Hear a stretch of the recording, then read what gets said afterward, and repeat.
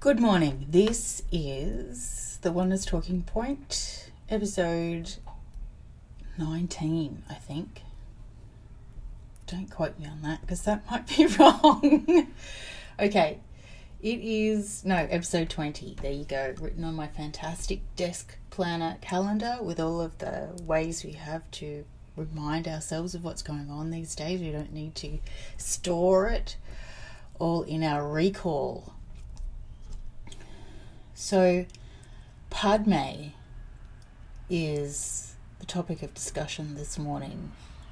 And it's funny because it's come up in a few different places over the last month, I guess. And it's not something that I went out to research, and it's not something I chose because I have a bee in my bonnet about it or there's something spectacular I want to say. I guess the first thing that makes sense is to tell you that it came to me, I guess, as the answer to a question. And the question was, what do I call myself? In the world, of internets and meeting people and verbal communication, in that reality, there is a sense that we have a label that we give ourselves in order to explain ourselves, to form a boundary around who we are. Oftentimes, that's the career, or the thing we call our career. It's our gender. It's our family status, wife, husband, etc. And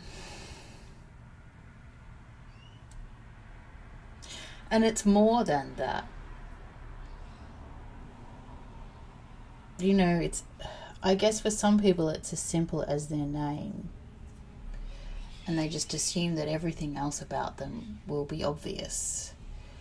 And if they are meeting someone that they think is a potential client, then they'll use the name of what it is they think that they do, or the position that they feel that they hold. And that's kind of expanded beyond the boundaries of business and corporation. We've got, ever since love marks opposed to trademarks, we've got this reality of, I'm just trying to think of one. Nancy Drutton could come up with one in about 2 seconds. I am a lover of dogs that does XYZ for a particular client market so that they can achieve, blah, blah, blah. And that comes into the notion and explanation when we meet someone. And that meeting of people occurs virtually on the internet as much as it does at the supermarket. If you go to the supermarket, because you can order everything online now, or get someone to do all that stuff for you.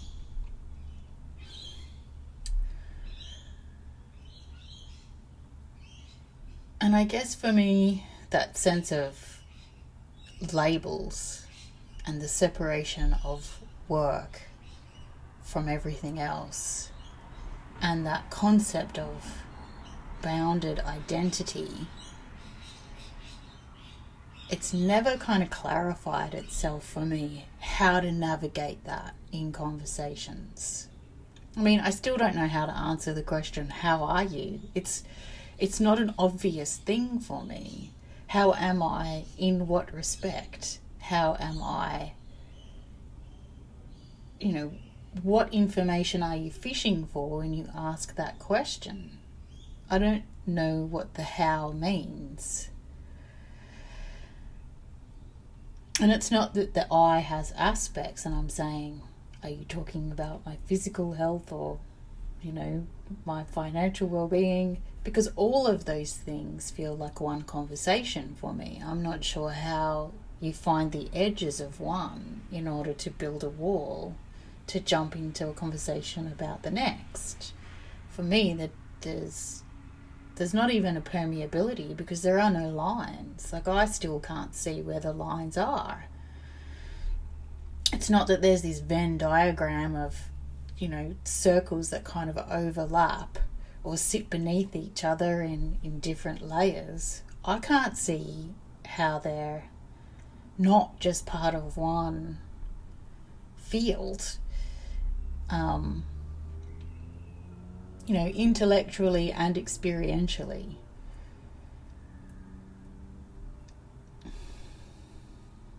I was going somewhere with that. So let's just come back to it if I remember. Okay, so what do I call myself? So that bounded identity stuff has never really made sense to me. Yes, I have a name. It was given to me and written on a piece of paper when my birth was registered. But that perception of physical versus non-physical, of me versus other, still doesn't translate for me. Even in an everyday experiential sense, not in some philosophical meditation awareness, just in the very awareness of sitting here, I still don't feel where the edges of me end. I don't feel where the voice and the message is a hand of spirit coming in through me. I can't feel a separateness. The words are sounds that appear, or the concept of sounds that appear to be emerging from, that are accepted as language. But how much of that perception itself is a notion which has been, I guess created, but it's more than that. That is not the end of what it seems to be, I think is the point. That concept of illusion versus truth doesn't really make sense to me either. It's not that there's more going on in another layer that can be revealed if you're really paying attention. And if you're not paying attention, it's just the surface. The concept of surface doesn't make sense. There is no deeper. There is no better, higher, more sacred perspective. It just feels like the morph of all that is playing out in a thing that appears to be dimensional and experiential. And so defining who I am, even as what I do, for a person who, and I use that word tentatively, who can't see the difference between being and doing, can't see the difference between all that is and what it appears to be. Because there's some concepts that there is a source, and that the source is kind of in this different state or field of non-being, and then it kind of has these layers which are kind of shielded from each other until they get to this so-called physicalness. That's not the story of oneness that makes sense to me. The story of oneness that makes sense to me is that it's just oneness. The appearance of trees and sunlight and the physics of that from the so-called human perspective of science can tell that story. And you don't need to make magical leaps. You know, it's unnecessary to divide the physics into metaphysics. You can just have the physics that's accepted as physics. And at some point we'll have explanations, you know, because it's really just about seeing where those lines match up. It's not about contorting the information that we think we have into something that proves what we feel is true. At least not in the oneness perspective that makes sense to me, in the physics of oneness. I don't need to push anything into an unnatural field, whatever that means, in order to make it prove what makes sense to me. And so when I ask the question, what word or name or title or label should I use? Because there are many in different situations. You know, some conversations I have, it feels natural to say, I'm a oneness oracle, or an oracle of oneness. However, that feels more comfortable in the moment. And sometimes it's Diva Avatar, which is a label that was given to me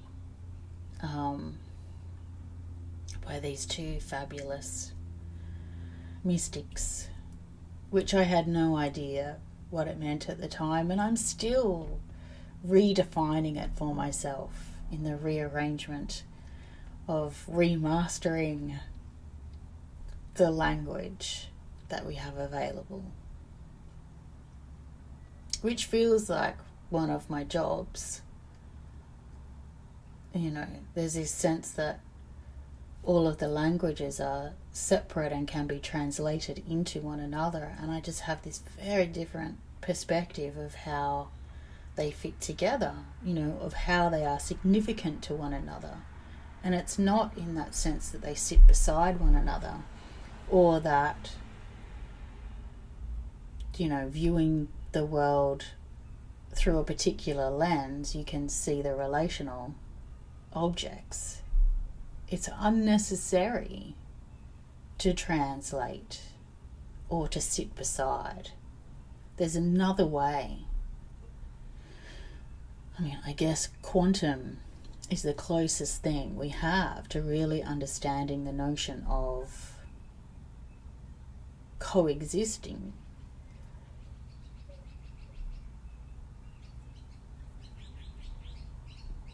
I was going to bring Schrodinger's cat in there, but I'm not going to, because even that's a very spear concept of reality and consciousness and what is physical and what is not. And I think the explanation that makes sense to me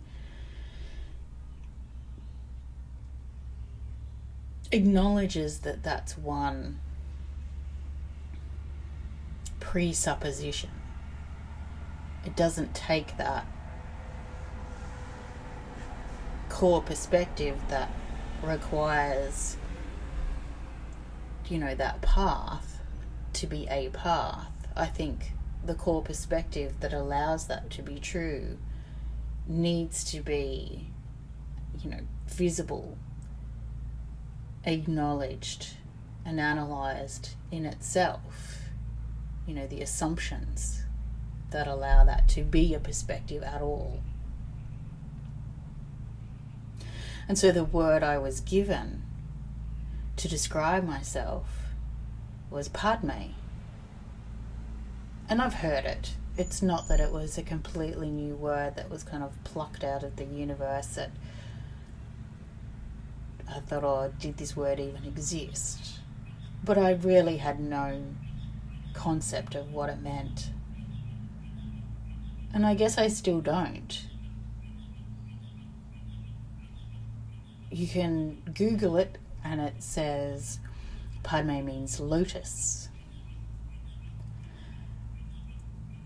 And what lotus means to those who use the word Padme now, in all of the places that it's used, it's not necessarily what it means to those who used the word Padme, 1,000 years ago, in all the places that it was used.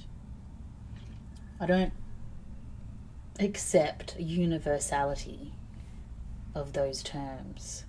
I understand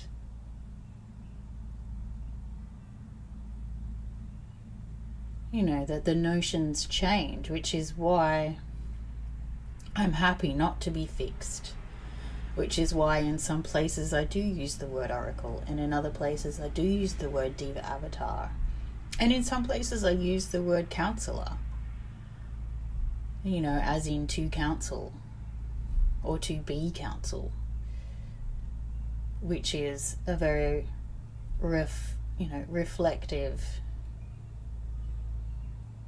and hopefully refractive process.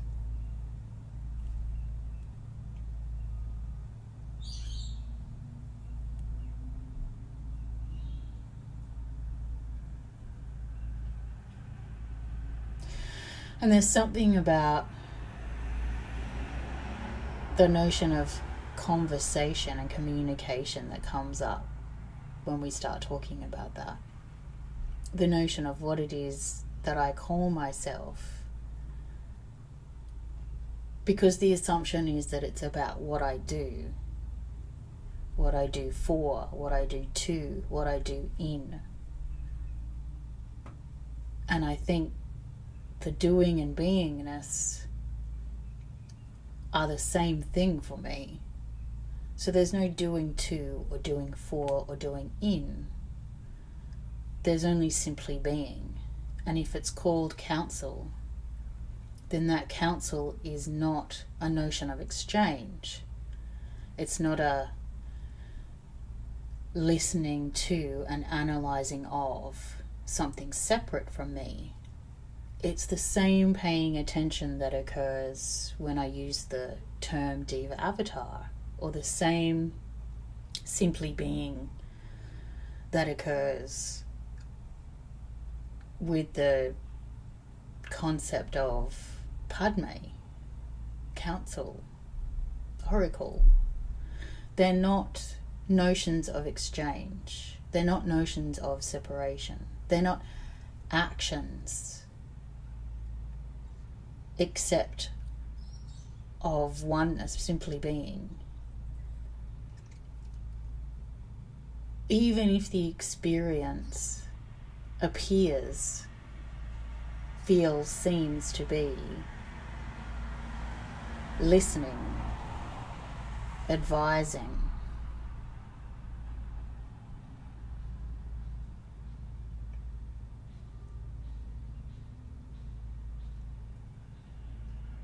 I guess even loving is another important way.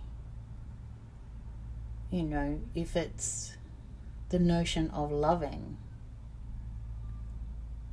even that for me is not an action. It's not a thing that you do to or for either yourself or someone else. Not in the cosmology of oneness, where that sense of identity can't be separated from all that is. So whatever's occurring or seems to be occurring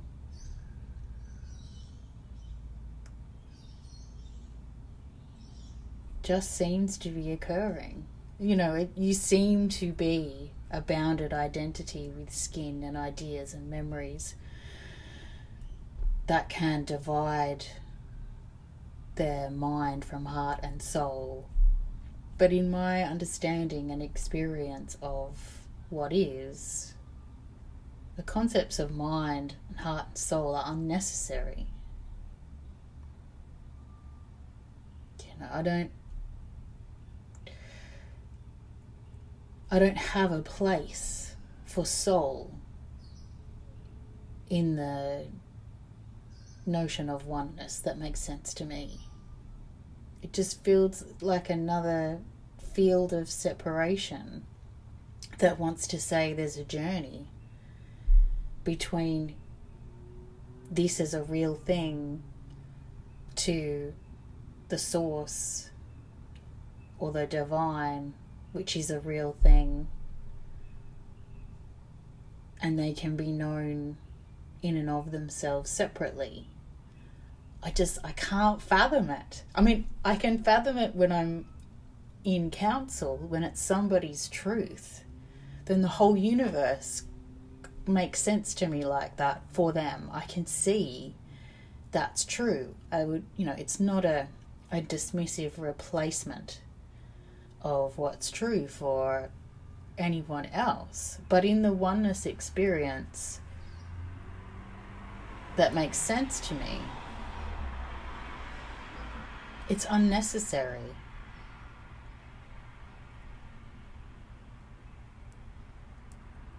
I guess the same way that in looking for or asking about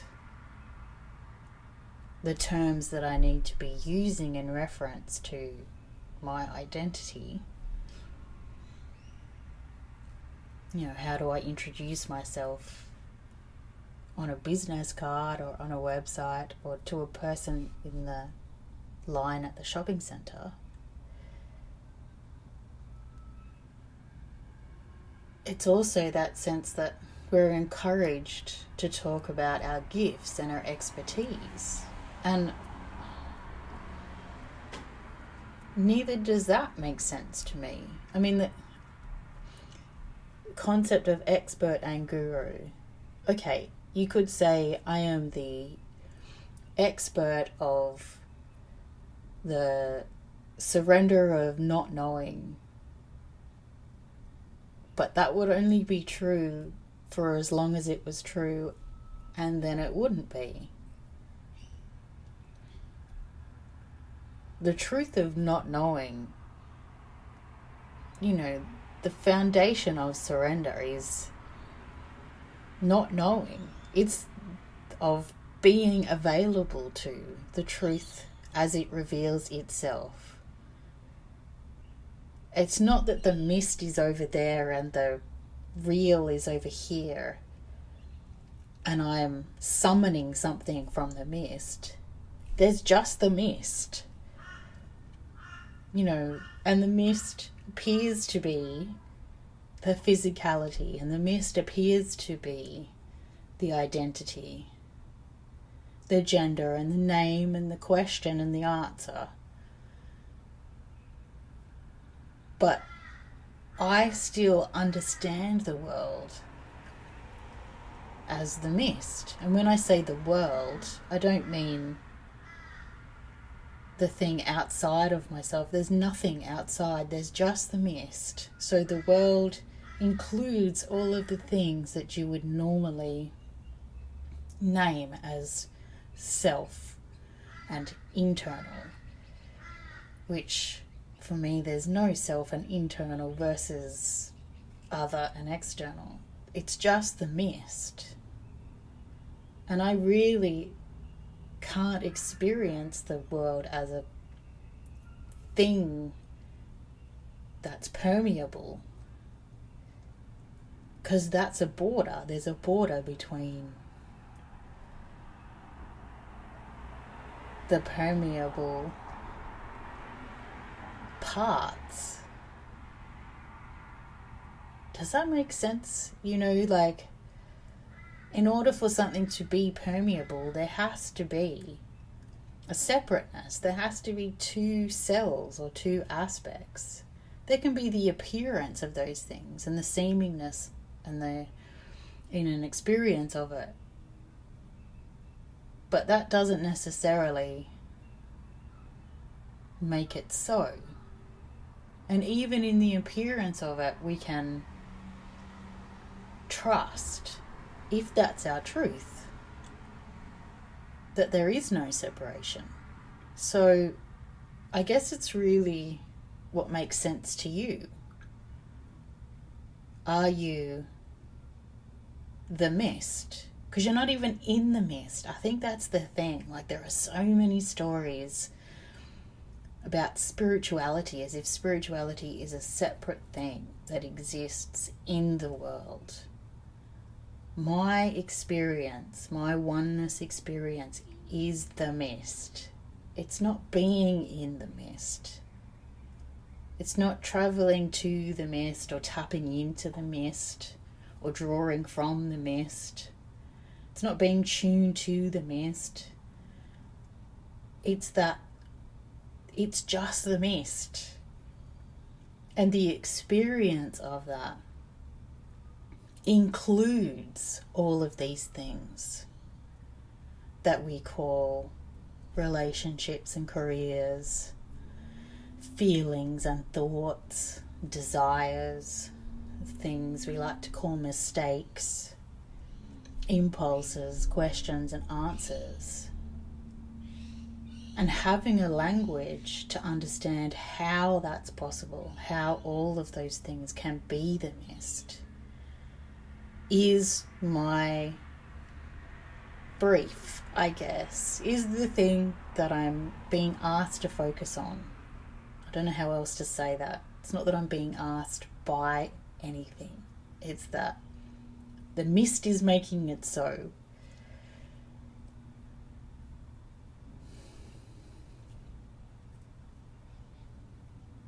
So how does the world make sense to you? Is it all one thing and there's no self of inside and outside? Or do you have some other experience? Is there a physical and non-physical for you? Are there kind of layers and shields towards the source where the non-form slowly comes to a place where form is possible?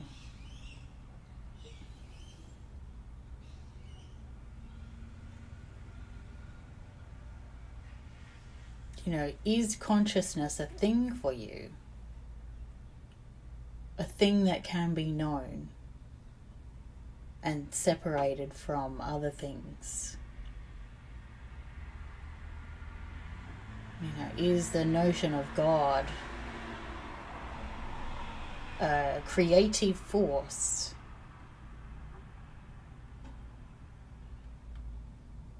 You know, are you a subject, an object of something else?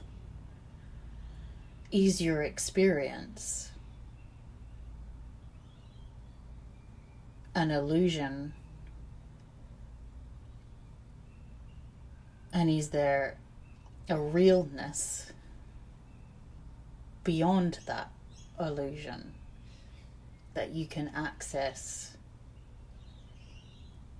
through practice or prayer or magic or some other means? Because ultimately it doesn't matter what makes sense to me, except to me. What matters in the conversation that you're having is what makes sense to you. You know, and if it helps to argue the points that I've made in order to make your truth visible, then do that. If it helps to ponder the truth that makes sense to you in comparison to what makes sense to me. And I think, you know, for a lot of people that I talk to, there's a sense of shame and desire that comes because they've put up on a pedestal that they would love to have the oneness experience the way it makes sense to me. And you can have that shame and desire if that makes sense to you. And I would never want to talk you out of what makes sense to you. You know, and there are several directions that we would go in if we were actually having a conversation, if you were telling me. And one of them would be, so how is that perfect? Because I think what happens is we get so used to the pathology of things. And you can access that anywhere. So if you took away this notion of comparison or shame and desire about what it is that you wanted to be that you weren't at the moment, you could take that to just about any, therapist or spiritual advisor, and they can pathologize it. They can say, right, well, it's probably because you're out of alignment, or there are cognitive behavioral misalignments, there's an incoherence there somewhere between what you say, what you think and believe and what you're doing, or you're disembodied, or, there would be some action that you could take to kind of settle down that sense of shame and desire, so that it wouldn't need to be there to highlight what it was that you're not doing.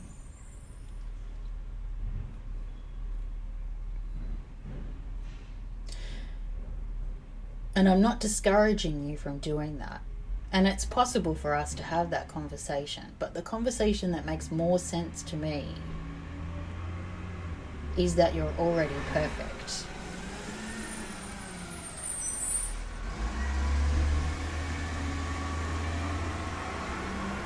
That's the rubbish people picking up our rubbish. Thank you. We're so lucky people come pick up our rubbish. The thing that would make sense to me is to bring you back to your perfection.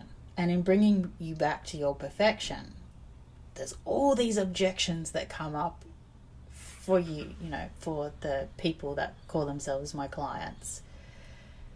And so we acknowledge and accept those objections. It's like the more I love you just as you are, the more doubts, the things that we call doubts and notions of imperfection feel safe to be part of the conversation. And when they feel safe to be part of the conversation, instead of slamming them down and saying, right, well, that's because you're not good enough, or you're not where you should be yet, or you're not realizing your potential, or whatever.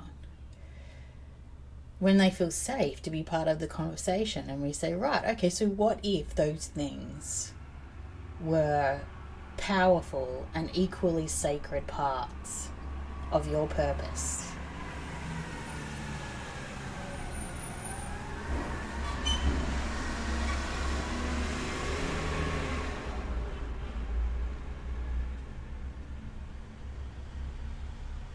Then how would we make sense of them?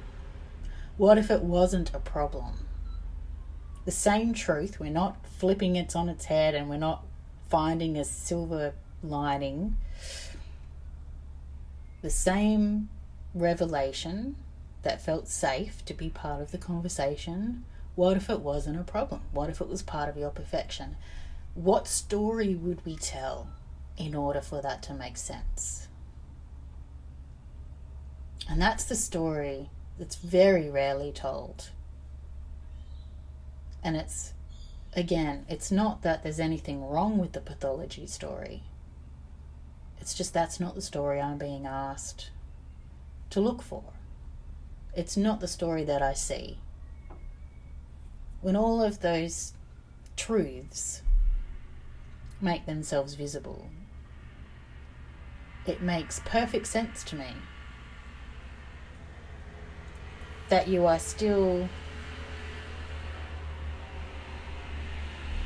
valuable and whole and sacred and perfect for your purpose, including all of those things. It never occurs to me to get rid of anything, to upgrade anything. And just by acknowledging them as sacred, something magical happens. And I'm not promising it as an outcome. I'm sure if you really sat with it, you would know what I'm saying. You would have had an experience of how acceptance, and the ability to see something as sacred has been magical for you.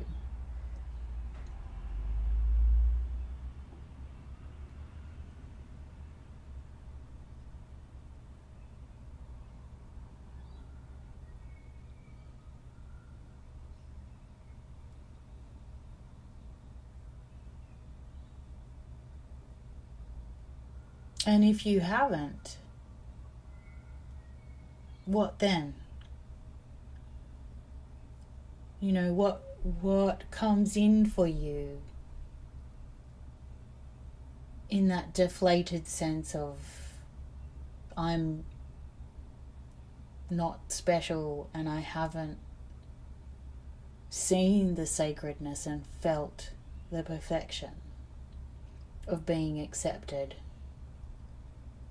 when I reveal the things I call imperfections and mistakes and not there yet aspects of myself. I guess like the ego, there's this sense of dividing. If you have an identity, it's often divided into selves: child self, higher self, ego, id, super ego, if you're a Jungian. And there's a sense that primal desires and other aspects of self, they may not be evil, but there's an opposition there. They're not valued equally for their sacredness. They're valued because you need to keep them in check, and they show you where you shouldn't go or what you shouldn't indulge. They show you when you're off track. They're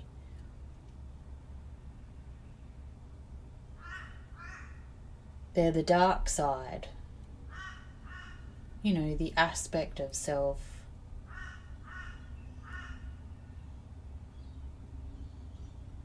that shows you who you don't want to be. And I guess what makes sense to me is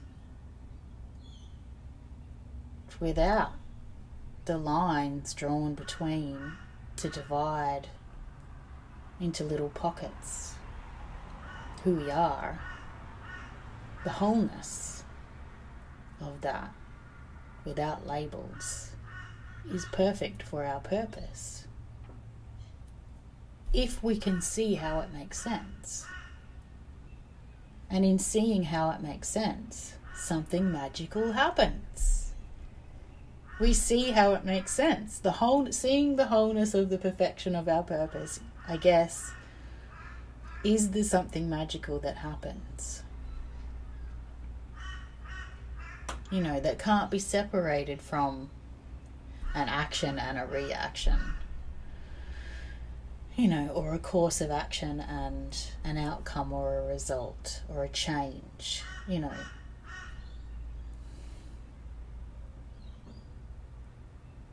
But you need to know for yourself if that's true. And even if it's in complete opposition and replacement of the ideas that I espouse, that's where I want you to be. In the truth that makes sense to you. In the story where you feel like the boss, where you feel understood, where you feel solid. I prefer the mist. It makes sense to me. If you need to feel solid and have facts and a definite point of source and contact and identity, then that's what you need. There's no judgment of that. There's no need for me to counsel and advise you and shift you off your point of certainty. I think your point of certainty is perfect. I think your question of the point of certainty is perfect. I think your return to the point of certainty is perfect. I don't see pathology. That's not my job. So what does that mean for you?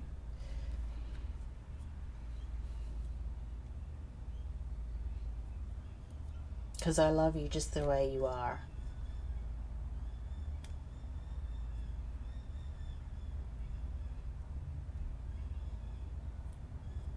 And what's the label that makes sense to you?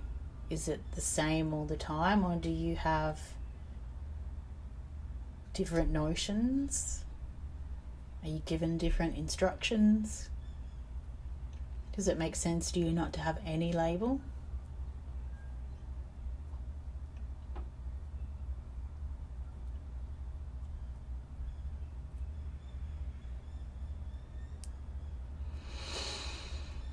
Okay, I'm gonna sign off now. Episode 20, The Oneness Experience. And I'll talk to you on the first Monday of next month, according to Brisbane time in Australia, which I'll post somewhere for you to find so you can watch it. Okay, much love. Good morning.